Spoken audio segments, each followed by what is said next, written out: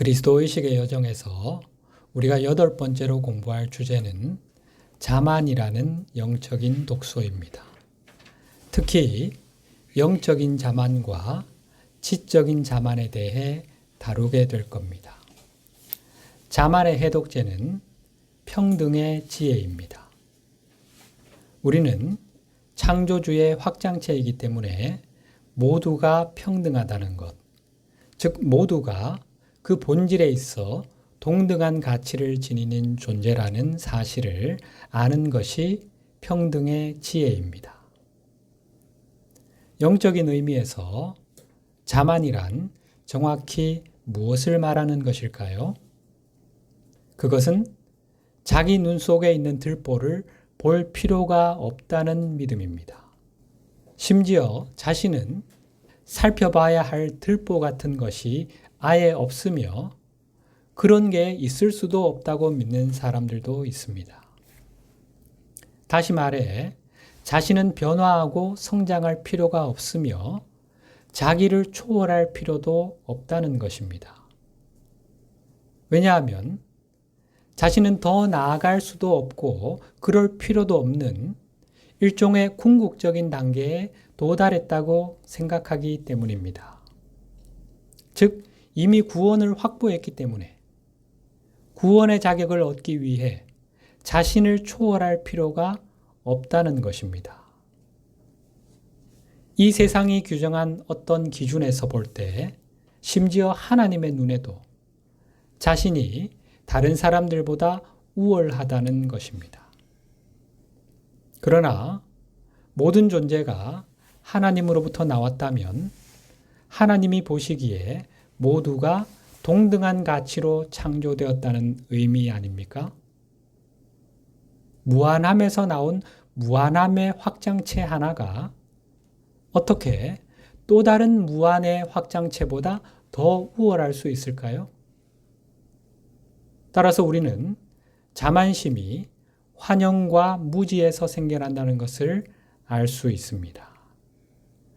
가장 교만한 사람들은 그야말로 가장 무지한 사람들입니다. 그렇다고 그들이 세상에서 가장 알미일천하다는 뜻은 아닙니다. 여기서 말하는 무지는 자신이 누구이고 어디에서 왔는지에 대한 실제, 진실을 알지 못한다는 의미입니다. 이 환영과 무지 너머의 실제는 모든 존재가 만유 안에 계시는 전체이며 하나이신 신에게서 왔다는 것입니다. 자만은 주로 어느 정도 성숙한 국면에 들어서기 시작한 사람들에게 영향을 미치는 독소입니다. 따라서 영적인 여정에 도사리고 있는 함정들에서 가장 위험한 것 중 하나입니다. 이들은 그리스도의식의 여정을 시작할 준비가 되어 있는 사람들이지만 너무나 쉽게 자만의 막다른 골목에 봉착하게 되며 자신이 매우 종교적이거나 영적인 사람이라고 생각합니다. 이들은 하나님이 자신들에게 원하시는 모든 것을 잘 수행하고 있으며 이미 요단강을 건널 자격을 갖추었다고 생각합니다. 그래서 그들은 더 이상 성장하기를 거부합니다. 그러나 이미 말씀드린 것처럼 지속적인 성장, 멈춤 없는 자기 초월이야말로 그리스도의식의 핵심입니다. 그리스도의식은 어떤 궁극적인 위치에 고정되어 있는 북박이장 같은 것이 아닙니다. 그것은 생명의 강과 함께 흐르면서 계속해서 성장하고 초월해가는 의식입니다. 따라서 자만은 성숙한 학생들이 이제 진정으로 생명의 길을 걸을 준비가 되었을 그 중요한 시점에 그리스도의식의 여정에서 이탈하도록 영향을 미치는 것입니다. 결국 자만은 그들이 참된 영적 스승에게 다가갈 수 없게 하고 따라서 그들은 배울 수가 없게 됩니다. 자만의 눈이 먼 사람들은 대체로 다음과 같은 접근 방식 중 하나를 취하게 됩니다. 첫째, 외부의 종교, 즉 제도화된 종교가 정의한 기준에 따라 참된 영적 스승을 거부하는 사람들이 있습니다. 예수님 당시 율법학자들과 바리새인들이 그 대표적인 예라 하겠지요. 이들이 예수님을 거부했던 이유는 예수님이 당시 유대교가 정의한 메시아상에 전혀 맞지 않았기 때문이지요. 두 번째, 종교는 아니지만 이 세상이 규정한 어떤 기준에 따라 참된 영적 스승을 거부하는 사람들이 있습니다. 한 예로 영적인 세계가 존재한다는 사실 자체를 부정하기 때문에 영적인 스승의 존재나 그분들의 도움이 필요하다는 사실을 부정하는 과학적 물질주의자들, 과학적 유물론자들을 들 수 있습니다. 세 번째, 개인적이고 주관적인 기준에 따라서 참된 영적 스승을 거부하는 사람들이 있습니다. 이들은 자신만의 주관적인 기준에 따라 자신은 영적 스승이 필요 없을 정도로 의식의 수준이 높다고 믿습니다. 어떤 스승도 완벽한 스승에 대한 그들의 주관적인 기준에 부합하지 않기 때문입니다.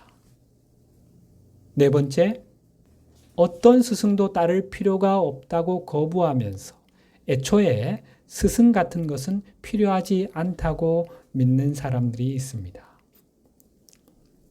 다섯 번째, 참된 스승이 아닌 그릇된 스승, 거짓 교사를 따르면서 그 스승을 우상화함으로써 어떤 궁극적인 위치에 올려놓는 사람들이 있습니다. 여섯 번째, 자기 눈 속에 있는 들보를 보기 싫어서 그걸 보는 것이 불편하고 꺼려지기 때문에 참 스승을 받아들이지 않는 사람들이 있습니다. 참된 영적 스승은 제자가 알아야 할 것, 즉 에고에 의해 비전이 막혀버린 제자가 볼 수 없는 것, 보지 못하는 것이 무엇인지를 말해줍니다. 자신이 보고 싶지 않은 것을 말해주니 그런 스승이 불편하겠지요? 일곱 번째, 자기 에고가 듣기 좋아하는 말만 해주는 그릇된 스승을 따르는 사람들이 있습니다. 그런 말들이 자신을 특별한 존재로 느끼게 해주니까요. 자만의 독소에 영향을 받는 사람들이 전적으로 무지하다거나 눈이 먼 것은 아니라는 점에 유의할 필요가 있습니다. 그들 중에는 영적인 여정에 대한 상당한 수준의 이해를 갖고 있으며 어떤 형태로든 살아있는 그리스도를 알아볼 수 있는 사람들이 많습니다.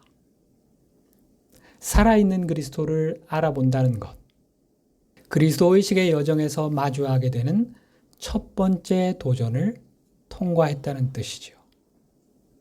그러나 자만은 사람들이 그리스도의 두 번째 도전에 실패하게 하는 주된 이유입니다. 두 번째 도전은 뭐였죠? 자, 화면으로. 두 번째 도전은 살아있는 그리스도가 우리를 이원성의 환영 너머로 데려가도록 허용할지, 아니면 그 환영을 고수하면서 오히려 살아있는 그리스도를 강제로 그 틀 속에 집어넣으려 할지에 관한 것이었지요. 베드로의 예를 통해서 자세히 살펴봤습니다. 베드로는 어떤 선택을 했지요? 후자를 선택했지요. 베드로는 예수님이 살아있는 그리스도이심을 알아보고는 모든 것을 버려두고 예수님을 따랐습니다.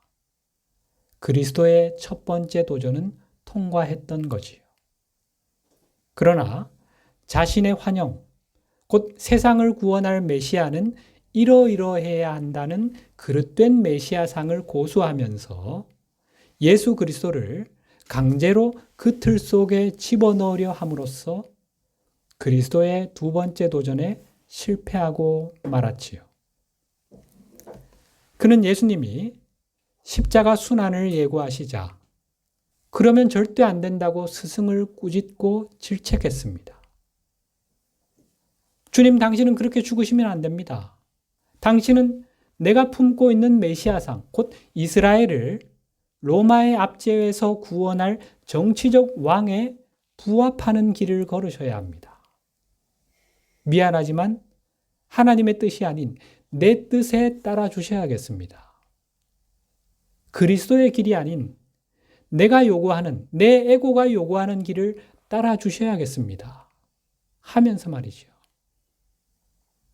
그래서 예수님께 혹독한 질타를 받았지요. 사탄아, 내 뒤로 물러가라. 이것은 그가 자만심의 영향을 받은 사람의 전형적인 예라는 근거가 될 수 있습니다. 따라서 베드로의 기반을 둔 오늘날의 기독교회 역시 자만심에 깊은 영향을 받고 있습니다. 교회가 변화에 저항하면서 제 눈에 들보보기를 거부한다는 사실에서 이를 알 수 있지요.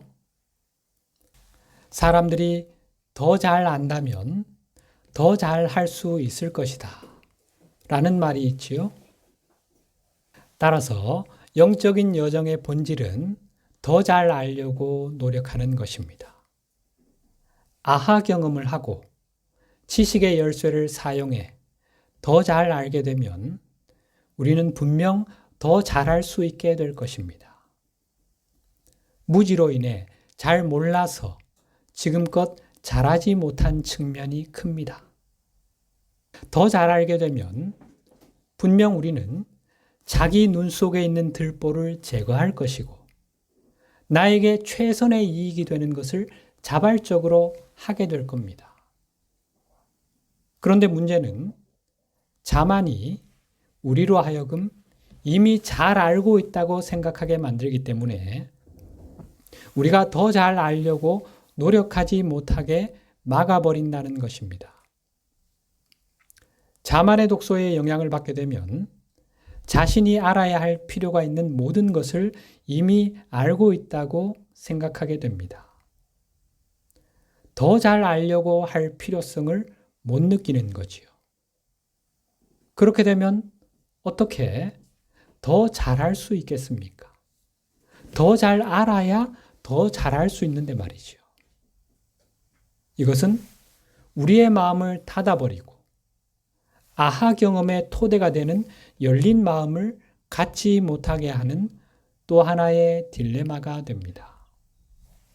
주님께서 이렇게 말씀하신 이유입니다. 오늘 본 말씀 이르시되 진실로 너희에게 이르노니 너희가 돌이켜 어린아이들과 같이 되지 아니하면 결단코 천국에 들어가지 못하리라.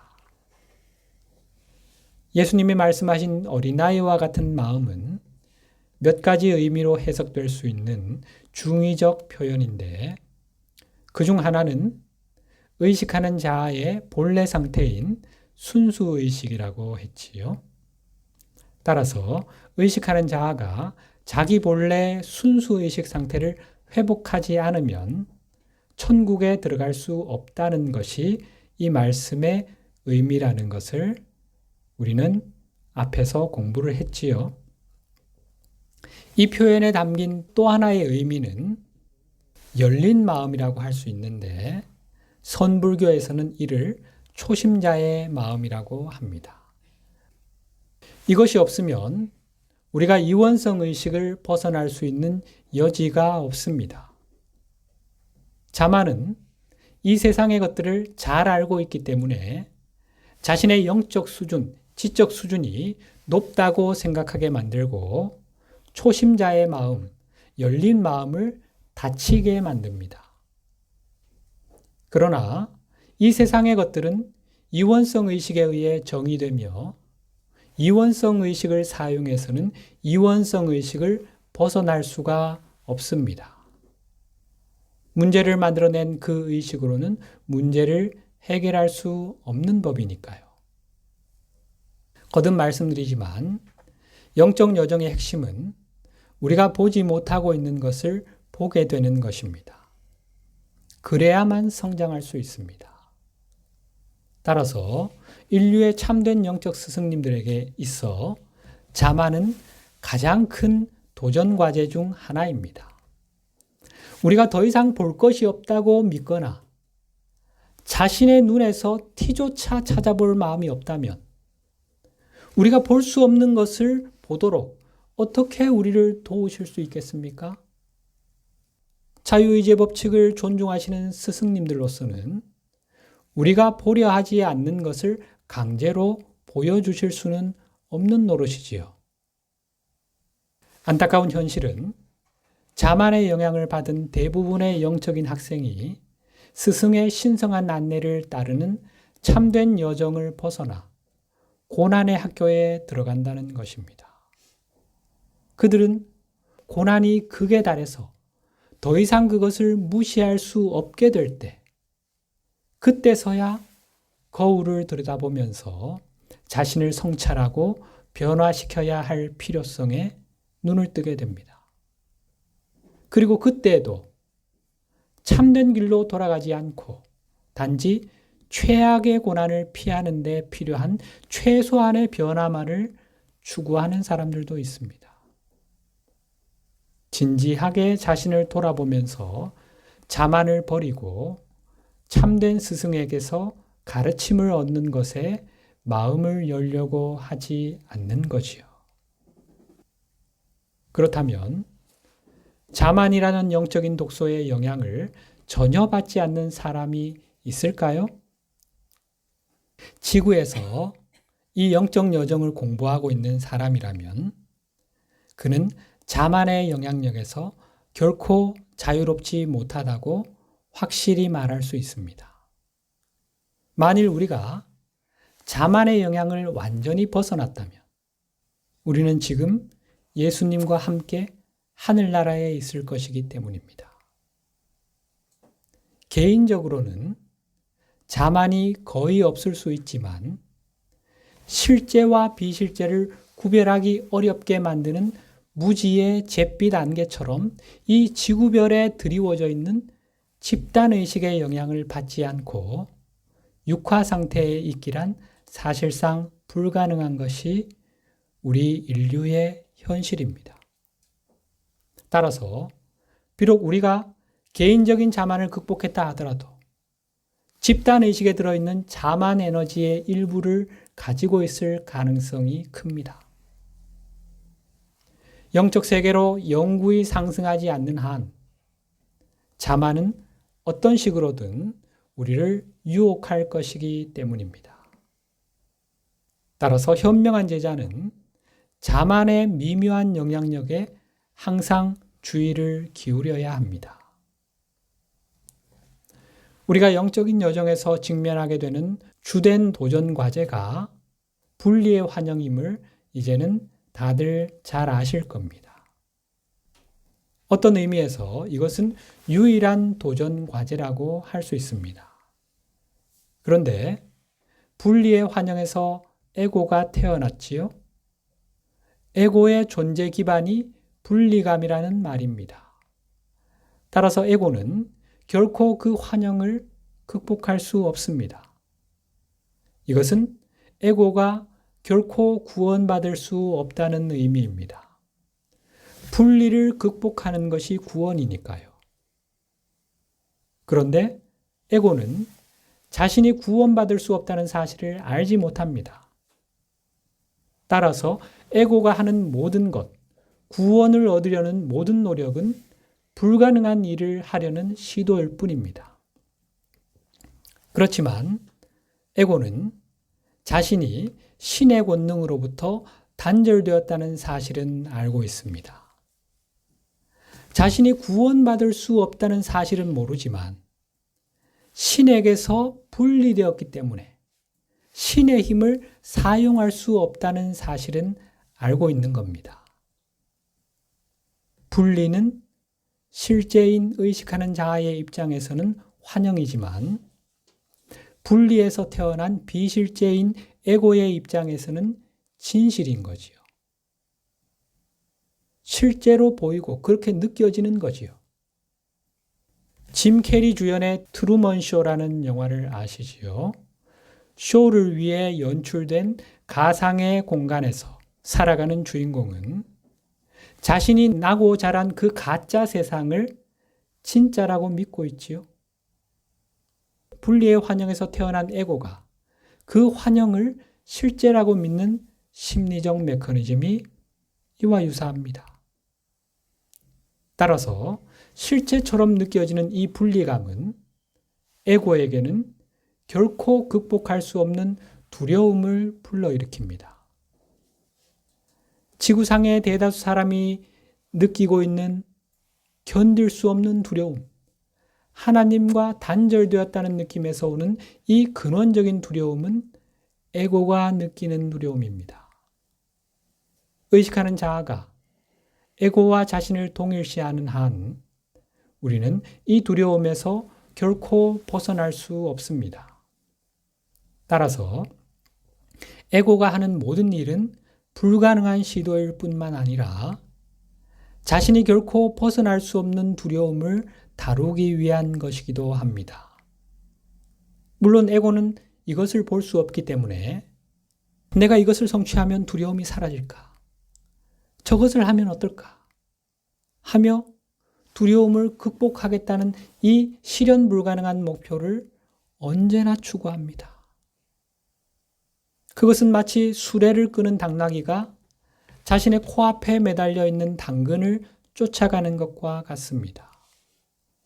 말하자면 에고는 이 세상을 초월해야만, 즉 환영의 베일 너머로 나아가야만 극복할 수 있는 두려움을 그 환영 속에서 어떻게든 밀어내 보려고 이 세상의 것들을 이용하려 합니다. 그 한 예가 바로 자만심입니다. 자신이 어떤 궁극적인 단계에 도달하여 이미 구원을 확보했다고 믿는다면, 즉 자만심에 도취되면 이 두려움이 좀 사그라들겠지요. 문제는 의식하는 자아가 현실을 왜곡하는 에고의 환영, 그 현실 왜곡의 장애에 발을 들여놓았기 때문에 자신을 포함한 모든 것을 이 이원성 환영이라는 필터를 통해 그 색안경을 통해 바라본다는 것입니다. 이러한 상태를 극복할 수 있는 유일한 해결책은 의식하는 자아가 반그리스도 마음의 이원성 환영을 꿰뚫어 보기 시작하여 점차 분리의 베일에서 자신을 분리시키는 것입니다. 쉽게 말해 현실을 왜곡하는 에고의 환영에서 빠져나와야 한다는 것입니다. 주인공 트루먼이 쇼를 위해 연출된 그 가짜 세상에서 빠져나와야만, 그 세트장에서 탈출해야만 진짜 세상, 존재의 실상을 만날 수 있는 것처럼 말이죠. 의식하는 자아는 에고와는 달리 이원성이 비실제임을 볼 수 있기 때문에 현실 왜곡의 장 밖으로 나가서 신의 실제와 하나가 될 수 있습니다. 물론 신과의 하나됨은 의식하는 자아가 이원성 의식을 벗고 그리스도 의식의 예복을 입음으로써만 달성될 수 있지요. 그리스도 의식을 온전히 성취할 때 붓다나 예수님의 예처럼 그는 육화한 살아있는 그리스도가 되는 것입니다. 그러면 우리가 자만을 어떻게 극복할 수 있을까요? 다른 모든 것처럼 자만도 환영의 기반을 두고 있다는 사실을 의식하는 자아가 간파하는 것이 자만 극복의 열쇠입니다. 자신이 모든 것을 이루었다고 생각하는 것이 자만의 본질이기 때문에 이를 극복하는 방법은 이런 생각이 환영이라는 것, 곧 진실이 아님을 깨닫는 것입니다. 물론 에고는 우리가 이것을 깨닫게 되기를 결코 바라지 않겠지요. 문제는 에고가 우리의 깨달음을 막기 위해 무슨 일이든 한다는 것입니다. 여기에는 두려움을 쫓아버리려고 자만심이 생겨났는데 오히려 자만심이 두려움을 계속 이용하게 되는 상황도 포함됩니다. 두려움을 이용해 자만심을 유지하려는 거지요. 말씀드린 것처럼 자만은 구원받지 못한다는 두려움을 밀어내기 위한 방법, 도구입니다. 따라서 자만심이 큰 사람은 그 자만의 대상이 되는 조건, 이를테면 도덕적 무결함, 율법의 준수, 맹목적인 믿음, 친절함, 선행, 기부 등 그것이 무엇이든 그것 때문에 자신의 구원이 보장된다는 믿음에 매달릴 것입니다. 나는 도덕적으로 흠없는 삶을 살아왔어. 욥이 떠오르지요? 나는 율법을 철저히 지켰어. 율법 교사 바리새인들, 깨어나기 전 바울이 떠오르지요. 나는 예수님이 나를 구원해 주실 거라는 확고부동한 믿음을 잘 지켜오고 있어. 기독교인들, 나는 모두에게 친절을 베풀어 왔어. 뉴에이지 계열의 사람들, 나는 많은 돈을 기부했어. 등등.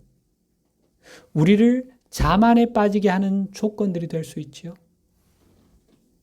나는 이런 구원의 조건을 충족했어. 따라서 나의 구원은 이미 보장되어 있어. 이런 믿음을 고수하는 한 에고는 구원받지 못한다는 두려움에서 일시적으로 놓여날 수 있겠지요. 그래서 이런 환영에 기반한 믿음에 매달리는 것입니다. 오늘날 수많은 종교인들, 영성인들의 심리 상태가 좀 보이십니까?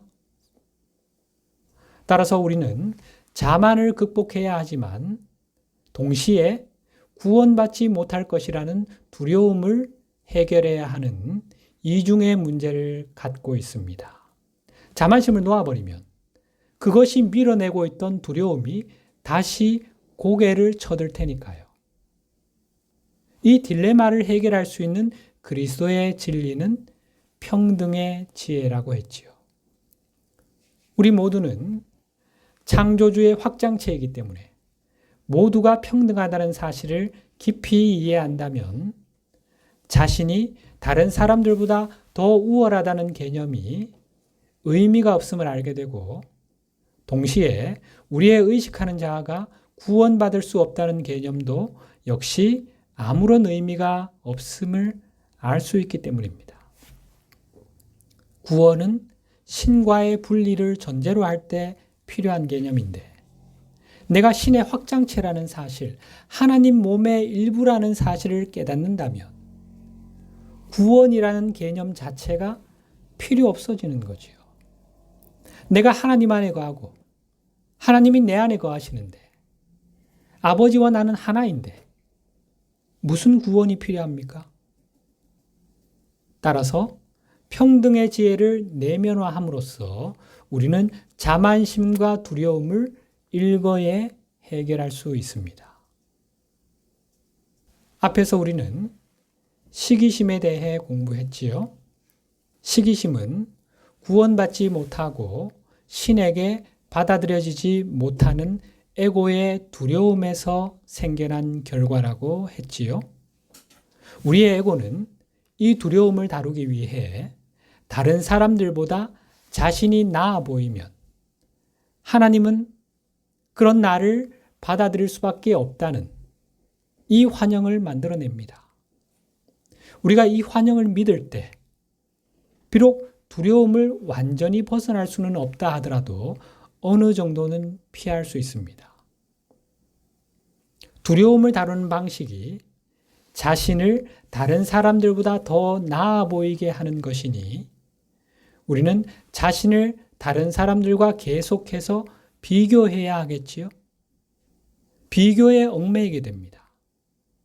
그런데 문제는 다른 사람들이 우리보다 더 나아 보일 수도 있지요.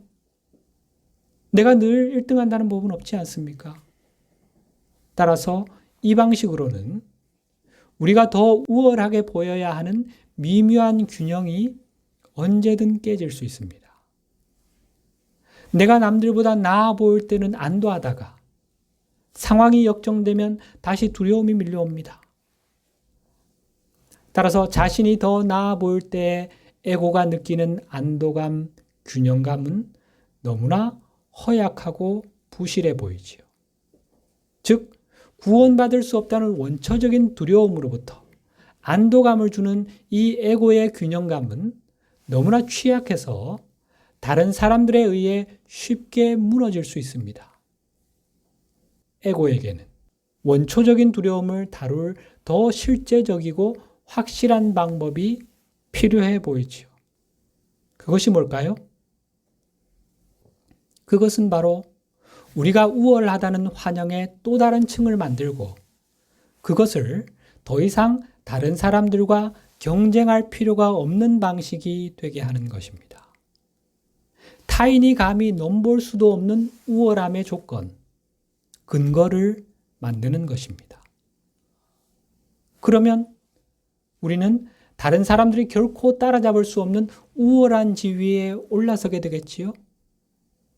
넘사벽이 되는 겁니다. 이렇게 되면 다른 사람이 나보다 나아 보임으로 인해 에고의 균형감이 깨지는, 그래서 다시금 두려움이 몰려오는 상황을 원천적으로 차단할 수 있겠지요.